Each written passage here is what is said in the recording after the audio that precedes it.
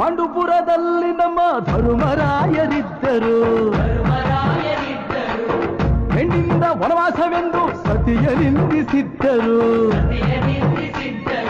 ಅತ್ತಳಮ್ಮ ದ್ರೌಪದಿಯು ಅಮ್ಮ ಅಣ್ಣಮ್ಮ ಎಂದು ಮಾನವತಿ ಹೆಣ್ಣಿಗೊಂದು ಸ್ಥಾನ ಕೊಡುಬಾರೆ ಎಂದು ಸೀರೆ ಉಡಿಸಿ ಬಳೆಯ ತೊಡಿಸಿ, ಸೀರೆ ಉಡಿಸಿ ಬಳೆಯ ತೊಡಿಸಿ ತಾಳಿ ಕಟ್ಟಿಸಿ, ಹೆಣ್ಣು ಇಲ್ಲದೆ ಧರ್ಮ ಇಲ್ಲ ಎಂದು ಬೋಧಿಸಿ, ಧರ್ಮನಿಗೆ ತಲೆಗೆ ಏಳು, ಧರ್ಮನಿಗೆ ತಲೆಗೆ ಏಳು ಮಡಿಕೆ ಕೂರಿಸಿ, ಕೈಗೆ ಕತ್ತಿ ಕೊಟ್ಟು ಕರಗ ಶಕ್ತಿ ತೋರಿಸಿ, ನನ್ನನ್ನು ಶಂಕಿಸಿದರೆ,